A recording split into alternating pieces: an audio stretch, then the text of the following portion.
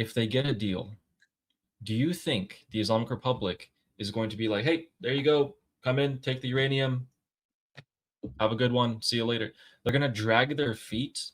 They're going to delay, and just keep us annoyed the entire time.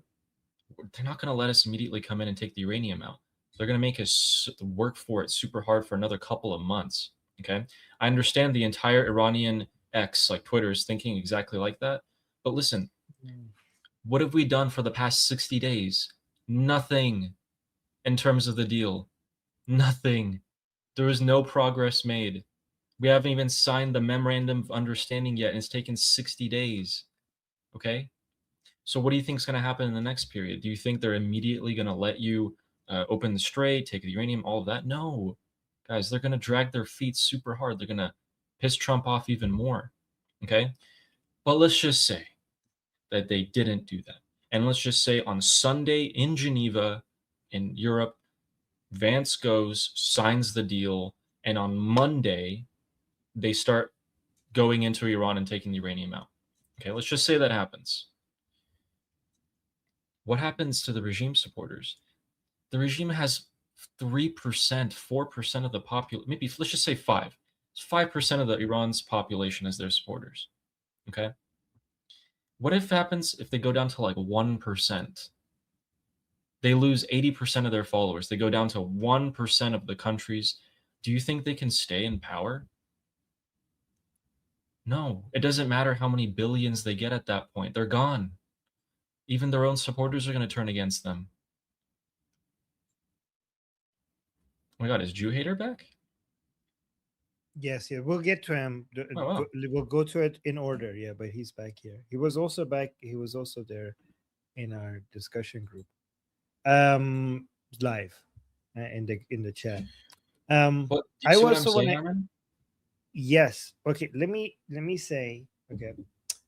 Either either there's not going to be any deal because President Trump has already said that we're close to a deal, 38 times so far, 38 times, and then we didn't end up getting to a deal, right?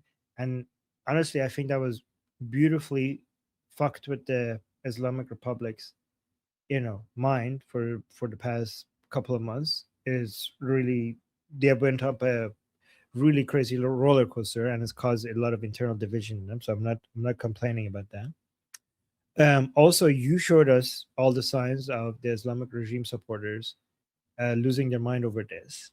I mean, the most diehard supporters of Islamic Republic are really upset and terrified right now. So if you think we're losing this, how come they're, the people who within the regime, and they think they're losing this, right? They see this as capitulation. But here, let's actually look at what Ali just said. Ali, let's say there is a deal. I actually prefer if there was a deal, as long as it's the deal that the White House is talking about. If those red lines are met, so I know we're saying like there is no deal because both sides are so far apart, and then they like, but maybe President Trump, I mean, the Islamic Republic is bankrupt right now, so they are desperate for money. So maybe you could dangle a few billion in front of them and basically make them submit, right? Given how desperately they need cash. Um, so maybe you could make them, do anything by that. Like, I mean, at the end of the day, these people are more survival driven than the ideological, right? They want to survive this. So if that happens, if as long as President Trump doesn't, as long as President Trump doesn't budge at all on the red lines, if this deal happens, even if the Islamic Republic gets money, because the money is conditional on behavior, on this actually happening. There's no release of funds, I mean, at least according to what they're saying, without seeing the results. And the result includes seeing the enriched uranium leaving Iran, right? So think about what's happening here. The Islamic Republic has lost hundreds of billions in a short amount of time, right? And a fraction, and they're so desperate for cash. The United States is basically dangling just a few billion of that, a small fraction of everything they lost in front of them. And in return, the Islamic Republic is going to give up its most important leverage, right? I'm okay with that. Not only I'm okay with that, because that would disarm the Islamic Republic. And even if United States basically sits back and does nothing anymore, we have we have pulled the last remaining teeth of the Islamic Republic, and then Israel has complete free range of what they want to do. They have their hands are completely untied. The United States used the art of the deal to defang the Islamic Republic, and now is sitting back. And Israel doesn't have any deal with the Islamic Republic, and they could do whatever they want, right? And not only that. Think about this: if I'm saying if there is a deal, this is going to be a beautiful deal. If it, as long as President Trump doesn't move the red lines, okay, this is surrender. This is not like a deal for the survival of the Islamic Republic. Think about this: Mujtaba Khamenei's first great act as a supreme leader is to allow the people who are responsible for killing his father, for killing the supreme leader of the Islamic Republic, allowing them to come and take the enriched uranium and take it out of the country. That is the first thing that he's allowing the Americans to do. This is like this regime will have no more legitimacy after this. They will lose every like the vast majority of their supporters will turn against them. You're muted. And he won't even be able to defend himself. Hmm. So that allows other people in the regime to come up and try to vie for power as well. But listen, a lot of people think that we're coping. What's your proposal then? What would you rather have happen? Realistically, what's going to happen?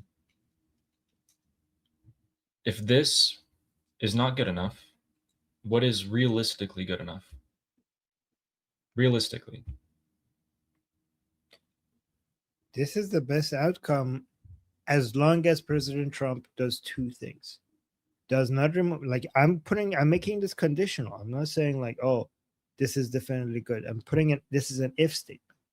If the blockade is still there, and if President Trump's red lines are not moved, if this does not move towards being like an Obama deal, which is hard to imagine, right? I'm not saying it will not happen, but it's hard to imagine.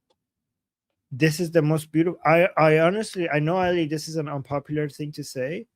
I think, and as exciting as it is to watch regime officials die, and for President Trump and Bibi to make cutlets out of them, I honestly think that this, if the blockade remains and if President Trump doesn't remove the red lines, this is the best. This has been the best plan. This has been the best plan. If, but again, it's conditional. And for those of you who don't even accept that it is the best plan, it is all we got. It's all we're getting so far. Okay? Which is better than being left on our own. I wish people would see that Trump is not going to come and transplant the regime or just kill every single person and just overthrow the regime for us.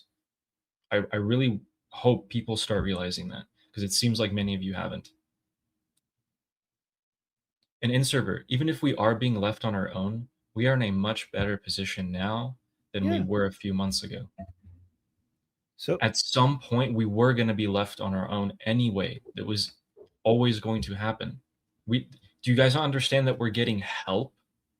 No one's coming and doing the job for us.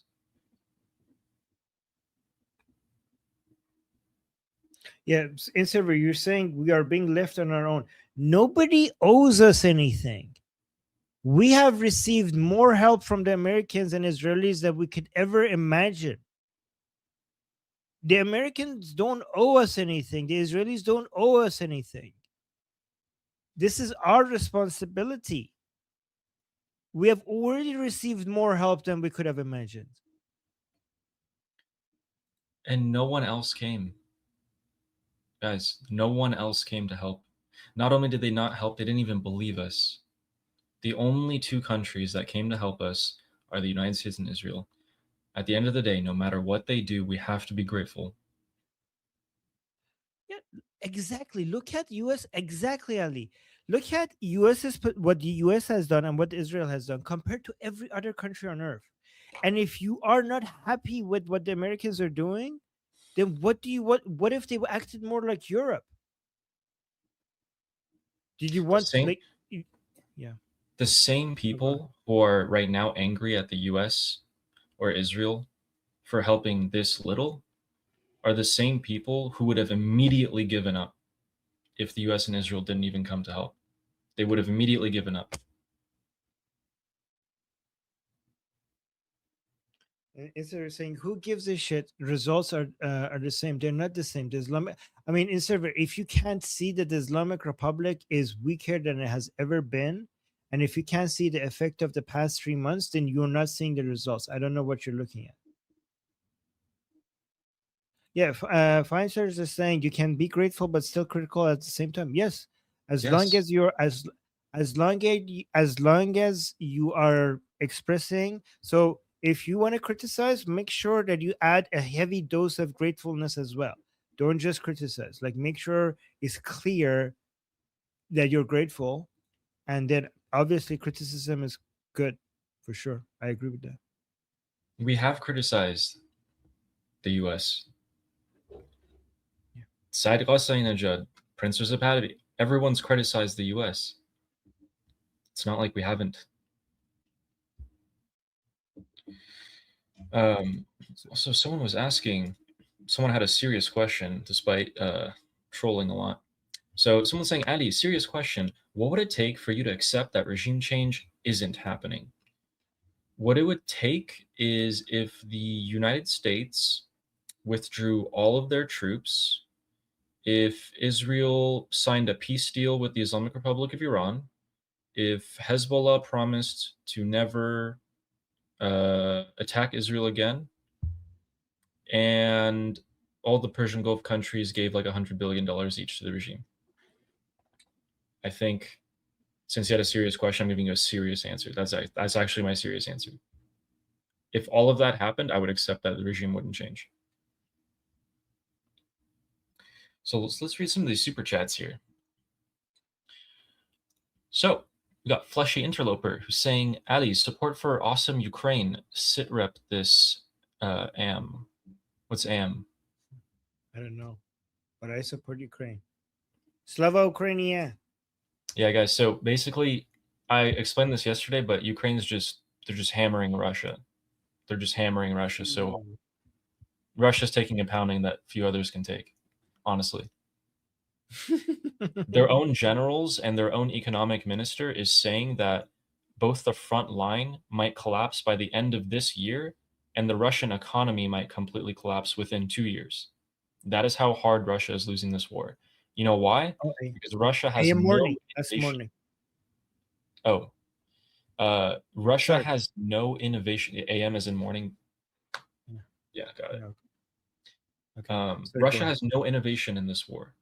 Ukraine has had much incredible innovation. My name is Armin Navabi. I'm an Iranian political analyst with decades of experience fighting the Islamic regime inside and outside of Iran. Make sure you follow me for more, and also make sure you join our discussion group. I'm there almost every single day.